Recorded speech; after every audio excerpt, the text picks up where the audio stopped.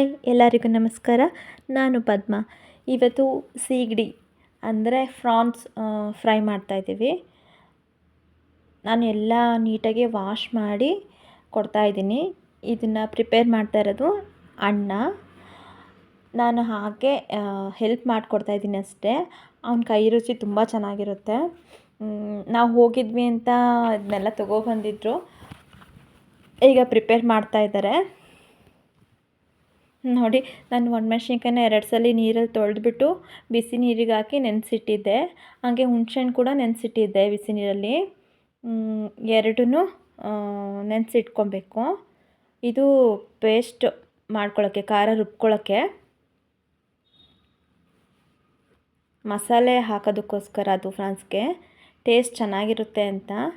ಹಾಗೆ ಇದನ್ನು ಇದೇ ಮಸಾಲೆಯಿಂದ ಫಿಶ್ಗೂ ಫ್ರೈ ಮಾಡ್ತಾರೆ. ಅದನ್ನು ಶೇರ್ ಮಾಡ್ಕೊತೀನಿ.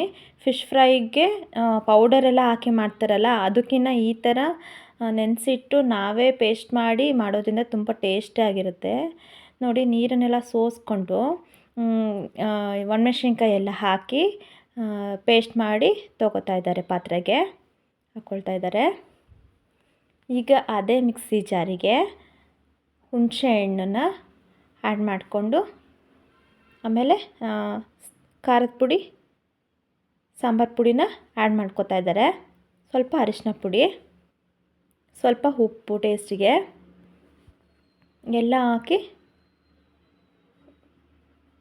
ರುಬ್ಕೋಬೇಕು. ಈಗ ನೋಡಿ, ಅದಕ್ಕೆ ಸ್ವಲ್ಪ ಶುಂಠಿ ಬೆಳ್ಳುಳ್ಳಿ ಪೇಸ್ಟ್ನ ಹಾಕ್ಕೊಳ್ತಾ ಇದ್ದಾರೆ. ಈಗ ಮನೆಯಲ್ಲೇ ಪೌಡರನ್ನು ಪ್ಯಾಕೆಟ್ ತಂದು ಮಾಡೋದಕ್ಕಿಂತ ಮನೆಯಲ್ಲೇ ಪ್ರಿಪೇರ್ ಮಾಡ್ಕೊಂಡು ಮಾಡಿದ್ರೆ ತುಂಬ ಟೇಸ್ಟಿಯಾಗಿರುತ್ತೆ.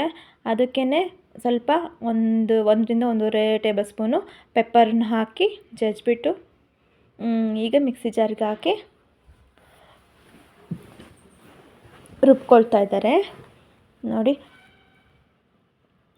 ಅದೇ ನೆನೆಯೋಕೆ ಇಟ್ಟಿದ್ವಲ್ಲ ಒಣಮೆಣ್ಸಿನ್ಕಾಯಿ, ಬ್ಯಾಡಗೆ ಮೆಣಸಿನ್ಕಾಯಿ, ಅದರದ್ದೇ ನೀರಿರುತ್ತಲ್ಲ ಅದನ್ನೇ ಹಾಕ್ಕೊಂಡು ರುಬ್ಕೊಂಡು ನೋಡಿ. ಇದನ್ನೆಲ್ಲ ಎತ್ತಿಟ್ಕೊಂಡು ನೀಟಾಗಿ ಮಿಕ್ಸ್ ಮಾಡ್ತಾಯಿದ್ದಾರೆ. ಅದಕ್ಕೆಲ್ಲ ಮಸಾಲೆ ಬೇಕಲ್ಲ, ಫಿಶ್ಗೆ ಮತ್ತು ಫ್ರಾನ್ಸ್ಗೆ ಅಂತ ಎಲ್ಲದಕ್ಕೂ ಟೋಟಲಾಗಿ ರುಬ್ಬಿ ಇಟ್ಕೊಂಡಿರೋ ಮಸಾಲೆ ನೋಡಿ. ಫ್ರಾನ್ಸ್ ತೊಗೊಂಡು ಅದಕ್ಕೆ ಉಪ್ಪು ಹಾಕ್ಕೊಂಡು ಸ್ವಲ್ಪ ಅರಿಶಿನ ಪುಡಿ,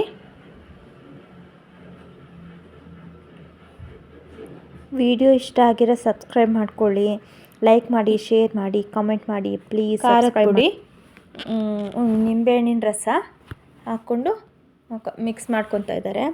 ಅಣ್ಣನ ಕೈ ರುಚಿ ತುಂಬ ಚೆನ್ನಾಗಿರುತ್ತೆ. ಆಮೇಲೆ ನನ್ನ ತಮ್ಮ ಕೂಡ ಹಾಗೆ ತುಂಬ ಟೇಸ್ಟಿಯಾಗೆ ಎಲ್ಲ ಐಟಮ್ಸು ಚೆನ್ನಾಗಿ ಮಾಡ್ತಾನೆ. ಇಬ್ಬರು ಕೂಡ ಹಾಗೆ ಚೆನ್ನಾಗಿ ಅಡುಗೆ ಮಾಡ್ತಾರೆ ಅಂತಲೇ ಹೇಳ್ಬೋದು ನೋಡಿ. ಸಾಂಬಾರು ಪುಡಿ, ಖಾರದ ಪುಡಿ, ಉಪ್ಪು, ಅರಿಶಿನ ಪುಡಿ ಹಾಕಿ ಮಿಕ್ಸ್ ಮಾಡಿ ಒಂದು 10 ಮಿನಿಟ್ಸ್ ಬಿಡಬೇಕು. ಚೆನ್ನಾಗಿ ಮಿಕ್ಸ್ ಮಾಡಿ. ತುಂಬ ಹೆಲ್ತಿಗೆ ಒಳ್ಳೆಯದು ಇದು ಫ್ರಾನ್ಸ್ ತಿನ್ನೋದ್ರಿಂದ. ಮಕ್ಕಳಿಗಂತೂ ಫ್ರೈ ಮಾಡಿಕೊಟ್ರೆ, ತವಾ ಫ್ರೈ ಮಾಡಿದ್ರೆ ಇನ್ನೂ ಟೇಸ್ಟಾಗಿರುತ್ತೆ ನೋಡಿ. ರುಬ್ಬಿಟ್ಕೊಂಡಿರೋ ಮಸಾಲೆ ಇತ್ತಲ್ಲ, ಅದನ್ನು ಸ್ವಲ್ಪ ಹಾಕ್ಕೊಂಡು ಮತ್ತೆ ಚೆನ್ನಾಗಿ ಮಿಕ್ಸ್ ಕೊಡಬೇಕು. ತುಂಬ ಚೆನ್ನಾಗಿತ್ತು. ಚಪಾತಿ ರೋಟಿಗೆಲ್ಲ ಚೆನ್ನಾಗಿರುತ್ತೆ. ನೀವು ಒಂದ್ಸಲ ಟ್ರೈ ಮಾಡಿ ನೋಡಿ. ನಾನು ಫ್ರಾನ್ಸೇ ತಿಂತಿರಲಿಲ್ಲ, ಆದರೆ ಅಣ್ಣ ಮಾಡಿರೋ ಫ್ರಾನ್ಸ್ ಚೆನ್ನಾಗಿತ್ತು. ಹಾಗಾಗಿ ತಿನ್ನಬೇಕು ಅನ್ನಿಸ್ತು, ನಾನು ತಿಂದೆ. ನಿಮ್ಮ ಜೊತೆ ಶೇರ್ ಮಾಡ್ಕೋತಾ ಇದ್ದೀನಿ ನೋಡಿ. ನೀವು ಕೂಡ ಟ್ರೈ ಮಾಡಿ ನೋಡಿ.